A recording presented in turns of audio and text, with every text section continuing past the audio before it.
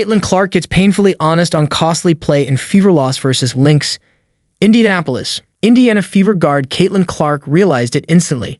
She went over and told head coach Christie Sides that her pass to Temi Fagbenle in transition was poor, and so was the decision to even attempt it.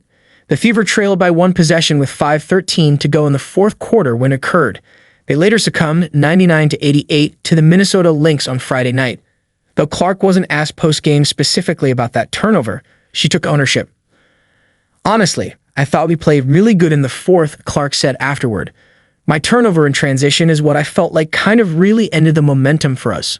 Honestly, made just a really bad read. I thought the girl was going to come over. She never ended up coming over."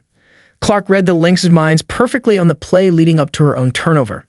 Alana Smith dished a bounce pass to Courtney Williams on the perimeter, and when the Minnesota guard accordingly got double-teamed, Smith faded to the elbow for her wide-open look. Except Clark rotated over, leaped up, and with both arms, swatted the taller forward's shot and then caught it.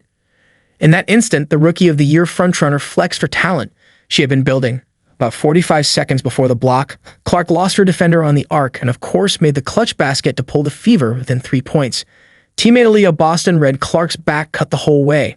Clark flapped her arms repeatedly to pump up the sellout crowd, and they obliged. So in order, it was her fifth three-pointer of the night, then the block, and then the foot race. She and Temi Fagbenle, her transition maestro, charged into 3 Minnesota defenders. They were outnumbered, and Clark led Fagbenle right into her 7th turnover of the night, compared to 8 assists. On Minnesota's ensuing possession, Williams ended up hitting the three-pointer she didn't take before, and as Clark later admitted to, it hammered the wind out. In another instant, all were reminded that Clark is still 22 years old and learning. Emotions were tense in Gainbridge Fieldhouse Friday. Clark pumped up the crowd more than once in the third quarter, whether it was to make more noise when she was called for an illegal screen or to clap and praise the refs for awarding her 2 free throws driving to the basket. Clark was amped up.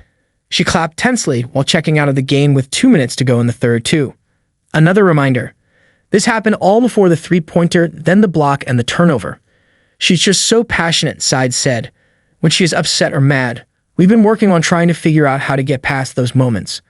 I was worried she was going to pick up a technical foul. Thank goodness that she didn't. She's got to learn that in those moments, I need my point guard to have a cool head. It's not a foul call you thought, you got to get back."